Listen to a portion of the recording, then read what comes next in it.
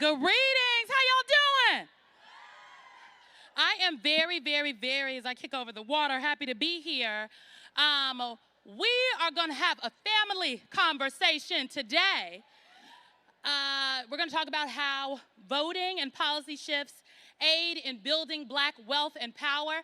Obviously, lots of news over the last 24 to 48 hours coming out of the Supreme Court, and we're going to get into all of it. I have a power-packed panel to have this conversation because the reality is this, y'all. Without political power, it is absolutely impossible to generate sustained economic power that endures generations. It is through political power that folks gain economic power. Somebody say economic power. So we're going to have that conversation today about the role that voting plays into that, because I do believe there is an election coming up sometime soon. The first votes in a Republican primary will be cast on January 8th. So to aid in this conversation that we're going to have today, I want to bring to the stage our amazing panelists. First, give a warm round of applause to Nicole Austin Hillary. She is the president and CEO of the Congressional Black Caucus Foundation. Give it up for Nicole Austin Hillary. Please keep that applause going for Mr. Jamie Harrison. He is the chair of the Democratic National Committee and a great South Carolinian. My husband is from South Carolina, so we have to always shout out South Carolina everywhere we go, honey, yes. And let's see, someone on the audio team is a South Carolina hater, but that's all right. And last but certainly not least is Dr. Janine Abrams-McLean. Now, she is the president at Fair Count, y'all. Please give it up for Dr. Abrams-McLean. All right, one could argue we color coordinated this thing today. So thank you all for being here. Before we get into some of the other, back and forth questions about voting in these in these times in advance of this next election, Mr. Chairman, I want to start with you. Yesterday, the Supreme Court, many folks have reported it as the Supreme Court struck down affirmative action, but that is in fact not what the Supreme Court did. The Supreme Court weighed in on one particular piece of affirmative action, race-conscious decision-making, and deemed that unconstitutional. And then just this morning, the Supreme Court came out with some final decisions of the court this term, one of which, under the First Amendment now, apparently it is legal to discriminate against LGBTQ plus individuals. And another case that everyone was watching was the administration's student loan debt plan. The Supreme Court also struck that down. What is your response, Mr. Chairman? And especially to folks out there that say, you tell us to vote. Record numbers of people came out to vote in the last presidential election and in the last midterm election, yet this is what they are getting. Well, let me first and foremost, it is great to be on this panel with these amazing women. Thank you, Black women. Thank you so much. And it's so great to see each and every one of you. But, I wasn't shocked by this court. We have seen this court, the Roberts Court. The legacy of this Roberts Court is going to be one where we have less freedom, less rights, and more discrimination. And the decisions yesterday and today just feed into exactly that. When we think about what they just did, when we think about a few years ago gutting the Voting Rights Act, because Roberts thought we had achieved a colorblind society, and we saw what happened immediately after he did that. A rush of laws in some of our red states going after the voting power of minorities, particularly Black folks. We see now on this affirmative action, folks, and I think of this on a personal note. I was the first in my family to go to college. Many of you who are probably here who are college educated, you're probably first generation as well. My grandfather had a 4th grade education. My grandmother had an 8th grade education. My mom had to stop high school. And so it was able to transform not only my life, but the life of my entire family. What you are seeing right now with this court is that they didn't talk about the legacy of the 3rd and 4th generations of people who went on to college and their parents had been to college. And they got into that college because of that. They didn't talk about the wealth and people just writing a check to get their sons and daughters into the university. They looked at the experience of black folks trying to make an end, to try to do better, to try to live the American dream, and they uprooted all of that. And then they put a final point on it by saying that the Joe Biden plan to give relief to these families, so many of us got Pell Grants. I'm a Pell Grant kid. You would have gotten $20,000 under Joe Biden's plan to wipe out $20,000 of debt. They said, well, you know what? We're not going to allow that as well. Folks, this is the thing you have to understand. Voting is not a one-time thing.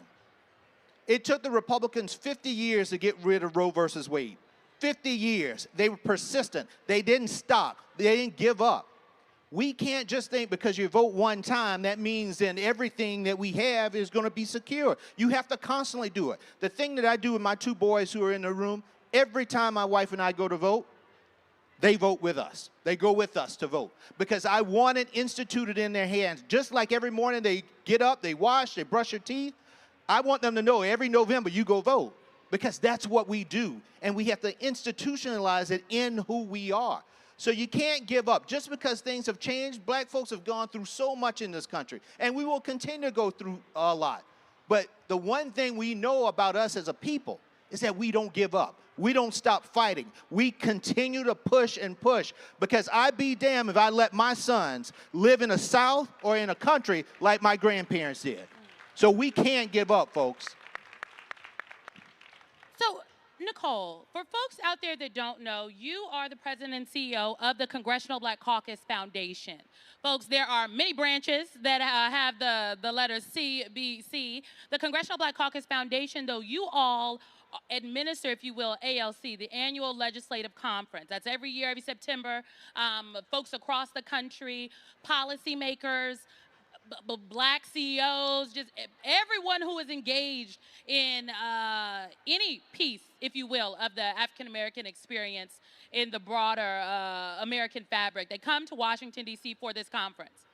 I have to imagine that given particularly the decision on affirmative action yesterday, you all are having some conversations. Are you concerned about potentially having some of the work of the Congressional Black Caucus Foundation challenged under the guise of race-based decision-making? How are you all planning to triangulate on this issue and talk to policymakers and activists as you drive towards this September? Well, Symone, and good afternoon to everyone. It's a pleasure and a privilege to be here. Let me say this. Everyone needs to know that what we witnessed happening over the last 2 days, yesterday and today, is about privilege. Yes. It was about privilege. It was about ensuring that people who already have access to capital, to educational opportunities, to housing, to money, it was all about privilege. And the message that we got from the court is, for those of you who are not privileged, step back. Step back.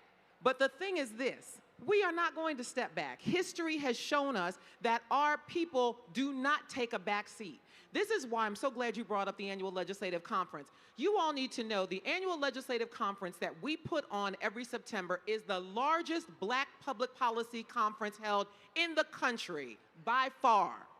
And if you want to be with decision makers, if you want to be with other connectors, experts, policy people from around the country who are trying to make a difference, you need to be with us in September this year, September 20th through the 24th. Don't sit back and complain about what is not happening. Don't sit back and say, I didn't like what the court did. I don't like what my lawmakers are doing in my state. If you are not coming together with us and trying to figure out how to problem solve, that's what we have to do, and that's how we are going to pivot. We are going to talk about how do we need to problem solve. And look, I don't like conferences where people just come together and they dress nice and look pretty and have parties. Now, let me be correct. We do look pretty, we dress nice, and we will have parties. But don't get it twisted. That is not why we come together in September. We come together in September because we recognize that we have real issues in this country that we as a black community have to figure out what systems we need to break down, what problems we need to solve, and that's what we're going to be doing over those days. So you can have fun and you can party that night, but the next morning you better be up with us, you better be in one of those panel discussions, you better be asking questions, and you better be offering solutions about what we need to do. And let me lastly say this, Symone. We have something at the Congressional Black Caucus Foundation called the Leadership Institute. It was partly why we were founded. The members who founded our foundation in 1976 said we needed to do two things.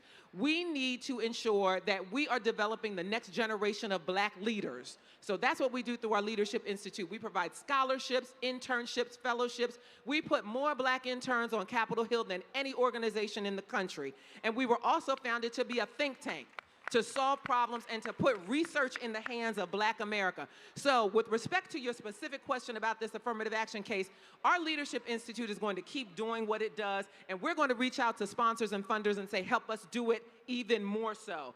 We are going to make sure that we are providing the monies that our young people need to go to school so that economics is not an issue, okay? We need to break down those barriers. We're also going to ensure that we are doing what we need to do to prepare young leaders to be the future decision makers. If we are not prepping young black men and women to go to college and to get the jobs and to be the decision makers and to be the future lawmakers, then this is what we get. If we are preparing our own future leaders, we will then make sure that we are having people who can go to the courts, who can be the litigators, who can be the future judges, who can be the future CEOs. So, Symone, we are going to double down on what we do to ensure that that pipeline of black leadership is full, strong, and plentiful so that we have an army of warriors ready to take on the next level of problems. All right, you all heard it here, the Congressional Black Caucus Foundation doubling down. Dr. Abrams-McLean, I want to bring you into this conversation because everything, in my opinion, you know, I spent a lot of years working in Democratic politics, and I think that everything in our lives is political. Everything is not partisan, but it is political. The ability to go to the grocery store in your neighborhood and get green lettuce is, in fact, political. The ability to go to the doctor when you are sick and get care when you need it, affordable care, is, in fact, political. And these political decisions come about oftentimes by the people we elect, from the people we elect at the ballot box. There has been an active conversation in this country about whether or not there are these barriers that still exist. There are some people that I've had on my show that will say, these voting barriers that people say exist, they don't, that's something of 50, 60 years ago. That's not an issue now. Jamie talked about the Voting Rights Act of 1965, which then was gutted. A key piece of the Voting Rights Act was gutted in 2013 in the Shelby v. Holder decision. I want to ask you just first broadly, what is your message to folks that say, you know, I don't really know if talking about the fairness at the ballot box is where we need to be. There are some other issues that we should be tending to. Well, I just want to say that I'm the president at Fair Count. We're a nonpartisan organization founded by my sister, Stacey Abrams. And what we do is we work, go ahead, do that. But what we do at Fair Count is we work in communities, right? And we see every day in big cities and small cities, especially in the South, there are barriers. It's not just the long lines. It is the systems. Our communities, when they're not counted in the census, don't get the resources they need. We get the lines drawn, this extreme gerrymandering. We don't get the power that we deserve in our communities. But while we have to make sure that everybody votes, we also have to think about the larger ecosystem, right? Everything that has already been said on this panel, thinking about our communities, thinking about the economic mobility of our communities. I'm going to shout out a wonderful group that's sponsoring some of this that's here, which is Robert F. Smith. Y'all know Robert Smith, yes. Right? He everybody knows him for paying off Morehouse's student loans. But if you go right over there to the Spark Change place over there, you will see all of the work that is being done in the Robert F. Smith ecosystem. For the young folks that are sitting up here on this front row, They have internships. When you were talking about not just getting leaders in our political systems, but leaders in our business worlds. They have a whole thing, their Intern Excel program. That is where you get these young folks to get them into the pipeline to have these jobs. You also have the Student Freedom Initiative. We're talking about student loans and how they cut that off. Part of the problem where our communities can't build wealth is because black folks are laden with student loan debt. Yes. And so one of the things that Student Freedom Initiative is working on is from the start, as soon as you get into college, to start working on it and give you pathways so that you're not overburdened by that when it's time to go into this community. And Symone, you're right. All of this is connected to our political power. When we're talking about the South, right? So I'm from Mississippi. I see we got South Carolina here. I lived in Texas and North Carolina. But what we know is that most black people are concentrated in the South.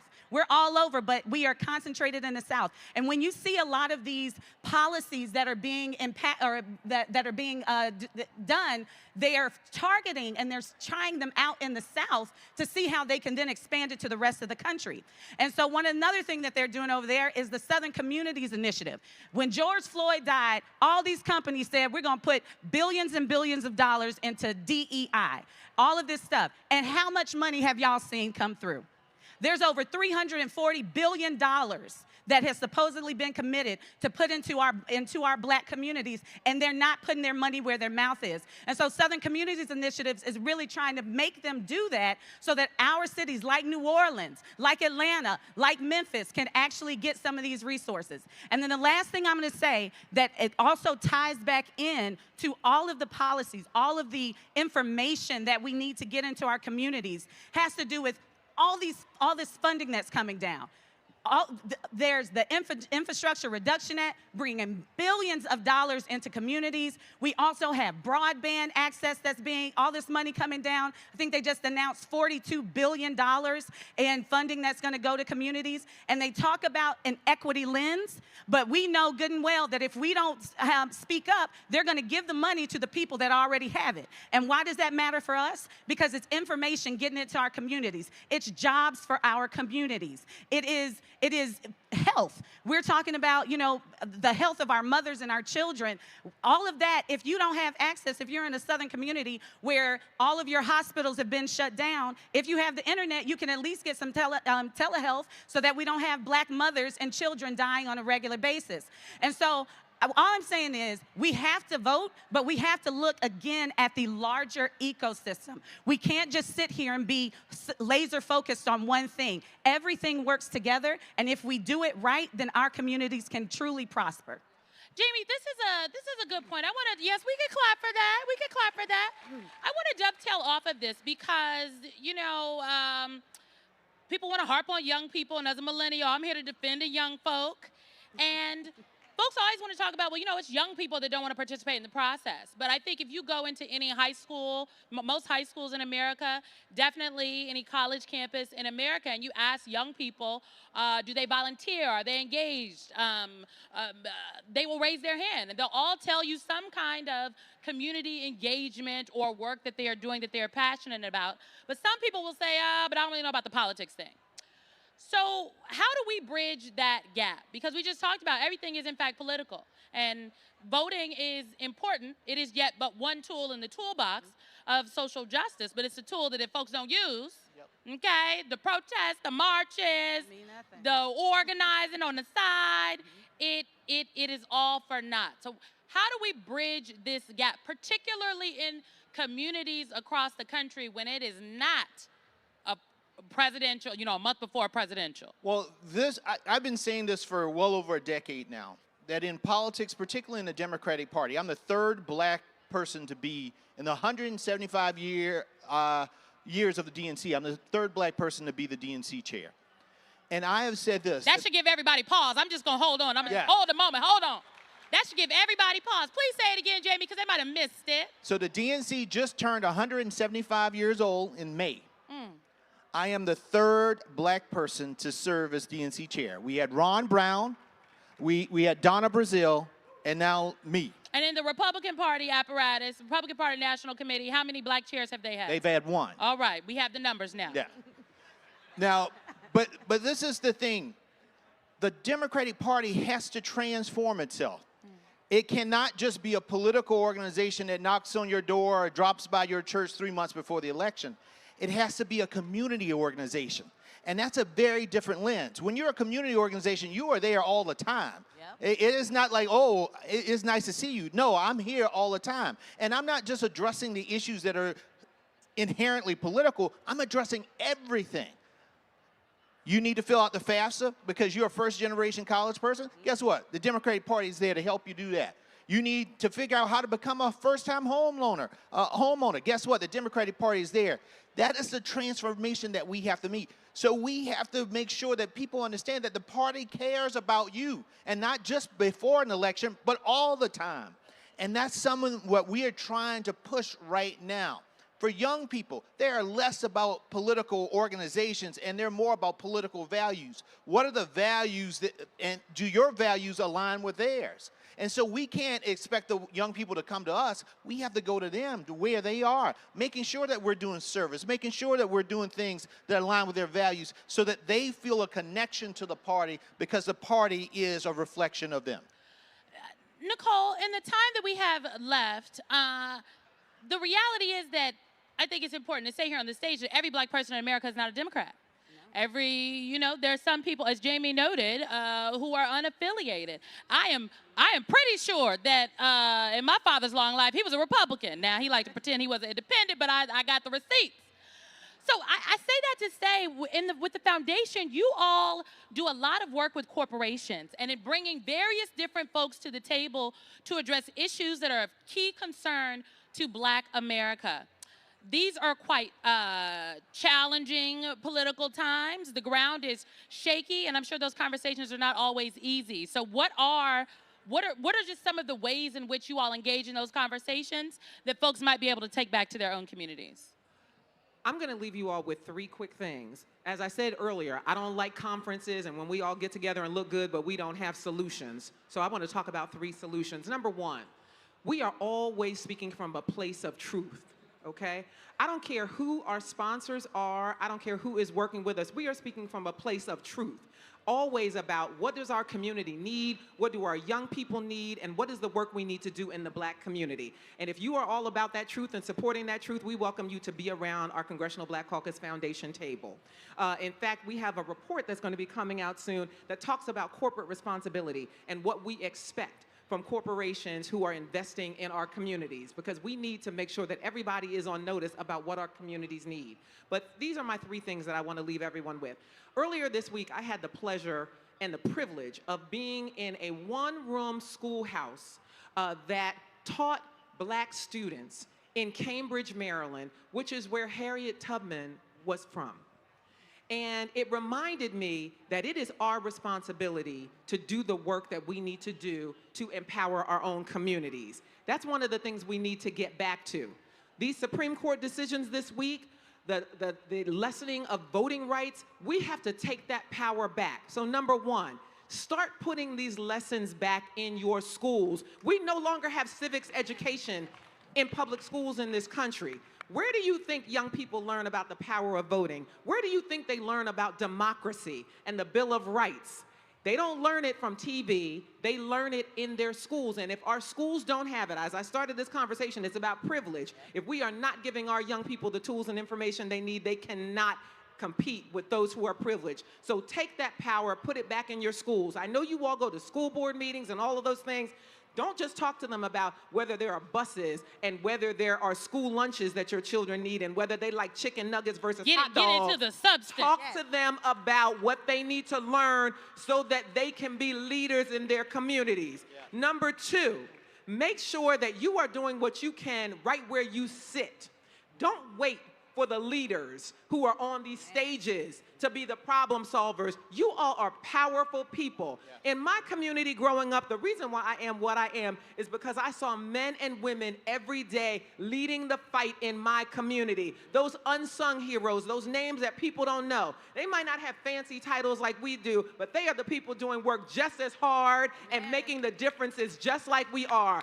Be those people in your communities. Be the heroes and the sheroes that the young people can look up to. And number 3, get involved, and do what the late, great John Lewis said, speak up and speak out. Do not sit and be a wallflower. Speak up and speak out at every opportunity you have, whether it's in your churches, your community organizations, your sororities and fraternities. Be civic warriors. We each have this power, and that is how we are going to make a difference. Be civic warriors. We each have this power. Lastly, where can we find you all? Where can we follow your work, Nicole? cbcfinc.org, cbcfinc.org. Mr. Chairman, where can we find your follow your work? You can go to dnc.org, or you can follow me on Twitter and Instagram at Harrison Jamie, and Jamie spelled Jaime. All right now, Dr. Abrams McLean, how can we make sure that people are engaged and involved in the holistic way? Where can we find you? First, go to faircount.org, but you're here today, you're looking pretty. Go right over there to spark change in your community and to learn more about how you can do it. Right over there at the Robert F. Smith ecosystem. And you can take a really cute picture. So. That's right. We need the cute photos. Give it up for this panel, everyone. I am Symone D. Sanders-Townsend. You can find me at Symone D. Sanders. And you can also watch my show Saturdays and Sundays at 4 p.m. Eastern on MSNBC. This is our time, and give it up for our panel. Thank you.